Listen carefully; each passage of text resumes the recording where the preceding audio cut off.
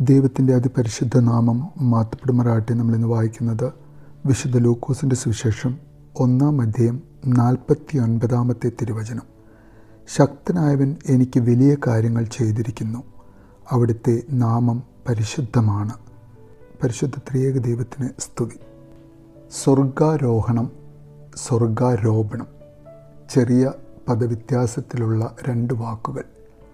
സ്വർഗത്തിൽ നിന്ന് വന്നവൻ സ്വർഗത്തിലേക്ക് സ്വയമായി മടങ്ങിയ നമ്മുടെ കർത്താവിൻ്റെ സ്വർഗാരോഹണം, അസെൻഷൻ ഓഫ് ജീസസ് ക്രൈസ്റ്റ്. തൻ്റെ മരണത്തിൽ നിന്നുമുള്ള ഉയർപ്പിന് ശേഷം തൻ്റെ ശിഷ്യന്മാർക്ക് പല തവണയായി പല ഇടങ്ങളിൽ പല ആളുകൾക്ക് പ്രത്യക്ഷപ്പെട്ട് ഈ പ്രത്യക്ഷപ്പെടലുകളുടെ കാലദൈർഘ്യം വർദ്ധിച്ചില്ലാതാകുന്നത് ദൃക്സാക്ഷികളുടെ തലമുറയ്ക്കപ്പുറം അസ്തിത്വമില്ലാത്ത അന്ധവിശ്വാസമായി തരം താഴാതിരിക്കാൻ ഒരു ക്ലിപ്തമായ ദിവസം, 40-ാം ദിവസം, തൻ്റെ ശിഷ്യന്മാർ കാണുവാൻ, കണ്ട് തന്നിൽ വിശ്വസിക്കുവാനും ലോകം മുഴുവൻ സുവിശേഷം അറിയിക്കുവാനും ഉതകുമാറ് മനുഷ്യാവതാരം ചെയ്ത ദൈവം അവർ നോക്കി നിൽക്കെ ഉന്നതങ്ങളിലേക്ക് സംവഹിക്കപ്പെടുകയാണ്. മേഘങ്ങളുടെ ഇടയിലൂടെ അവരുടെ ദൃഷ്ടിയിൽ നിന്നും അവൻ മറയുകയാണ്.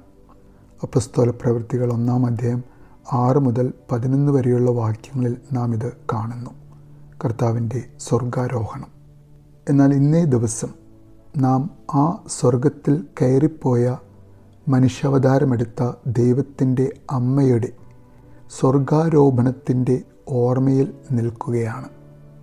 ദൈവമാതാവ് സ്വർഗത്തിലേക്ക് ഉയർത്തപ്പെട്ട ദിവസം, ദൈവമാതാവിൻ്റെ വാങ്ങിപ്പ് പെരുന്നാൾ, ദൈവത്തിൻ്റെ ഓമന മകളായി തീർന്ന് മാംസം ധരിച്ച ദൈവപുത്രൻ്റെ ക്രിസ്തുവിൻ്റെ അമ്മയായി തീർന്ന് തൻ്റെ ഓമന മകൻ്റെ ഈ ലോകത്തിൻ്റെ രക്ഷയ്ക്കും വിമോചനത്തിനുമായി സ്വയം ഒരു ബലിയായി തീരുവാൻ കാൽവരിയിലേക്ക് വേച്ച് നടന്നു നീങ്ങിയ അതിതീവ്രമായ വേദനയിൽ കരഞ്ഞു പറ്റിയ കണ്ണുകളുമായി അനുധാവനം ചെയ്ത തൻ്റെ പൊന്നമ്മയെ, അമ്മ മറിയത്തെ, ഉന്നതത്തിനു വേണ്ടി ജീവിച്ച് മരിച്ചവർ, മണ്ണിൻ്റെ ഭാഗമല്ല വിണ്ണിൻ്റെ സ്വന്തമാണ് എന്ന് നമുക്ക് കാണിച്ചു തരുവാനായി അമ്മ മറിയത്തിന് സ്വർഗം സമ്മാനിച്ച അമ്മയുടെ സ്വർഗാരോപണം. ദൈവമാതാവ് മരിച്ചു അടക്കപ്പെട്ടു എന്നല്ല, മറിച്ച് അമ്മ മഹത്വത്തിലേക്ക് ആത്മശരീരങ്ങളോടെ എടുക്കപ്പെട്ട സ്വർഗാരോപണത്തിൻ്റെ ഓർമ്മയിൽ നിൽക്കുന്ന ദിവസം.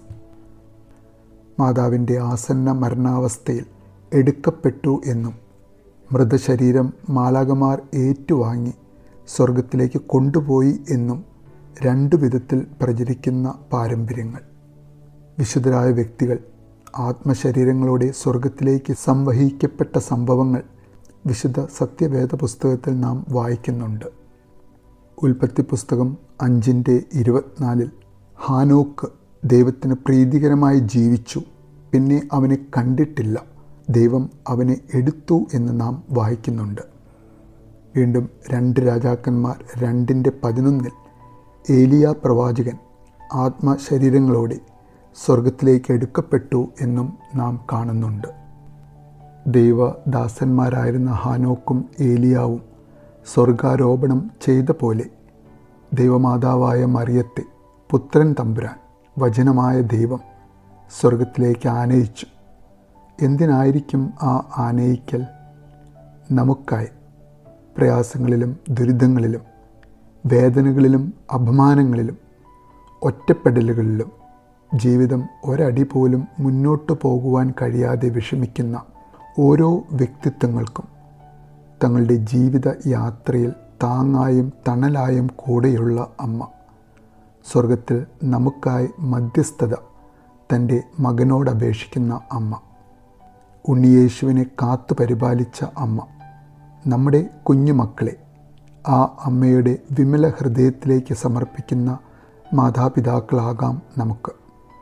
ജ്ഞാനത്തിൻ്റെയും പരസ്നേഹത്തിൻ്റെയും ലാളിത്യത്തിൻ്റെയും ഹൃദയവിശുദ്ധിയുടെയും നല്ല പാഠങ്ങൾ പറഞ്ഞു കൊടുത്ത് നമ്മുടെ കുഞ്ഞുങ്ങളെ ഉണ്ണിയേശുവിൻ്റെ സ്നേഹിതരായി വളർത്തുന്ന അമ്മ മറിയം, നമ്മുടെ കുഞ്ഞുമക്കളെ വഴിത്തെറ്റിൽ നിന്നും മറ്റുള്ളവരുടെ പീഡനങ്ങളിൽ നിന്നും സംരക്ഷിക്കുന്ന അമ്മ, ജീവിതത്തിൽ വിശ്വാസത്തിൻ്റെ കെടാത്ത തിരിനാളം കൊളുത്തുന്ന അമ്മ, പാപത്തിൻ്റെ നിരവധിയായ നിഷേധാത്മക വിചാരങ്ങളുടെ ലോകത്ത് ചുറ്റിവരിയപ്പെട്ട കഠിനവും പരുഷവുമായ നമ്മുടെ ഹൃദയങ്ങളെ ഉരുക്കി വാർത്ത് ലളിതവും മൃദുവുമായ ഒരു ഹൃദയം, പശ്ചാത്താപമുള്ള ഹൃദയം നമുക്ക് തരുന്ന അമ്മ, നമ്മുടെ കുടുംബത്തിൽ ശാന്തിയും സമാധാനവും ഐക്യവും സന്തോഷവും തരുന്ന നമ്മുടെ സ്വർഗത്തിലെ അമ്മ. നമുക്കും പ്രാർത്ഥിക്കാം. ഉടലോടെ സ്വർഗത്തിലേക്ക് സമൂഹിക്കപ്പെട്ട പരിശുദ്ധ മാതാവേ, ഞങ്ങളുടെ ഈ ചെറിയ ജീവിതത്തിൽ ആത്മീയമായി നിന്നെ അറിഞ്ഞ് നിൻ്റെ മകനെ സ്നേഹിച്ച് ജീവിക്കുവാനും അങ്ങനെ ഞങ്ങളുടെ ജീവിതാന്ത്യത്തിൽ ഞങ്ങളുടെ സ്വർഗത്തിലേക്കുള്ള യാത്രയിൽ ഒരു വിളക്കുമായി വന്ന് ഞങ്ങൾക്കൊരു വഴികാട്ടിയായി അമ്മേ ഞങ്ങളുടെ അരികെ നീ ഉണ്ടാകണമേ എന്ന് നമുക്ക് ആഗ്രഹിക്കാം, പ്രാർത്ഥിക്കാം. നല്ലൊരു ദിവസം നേരുന്നു.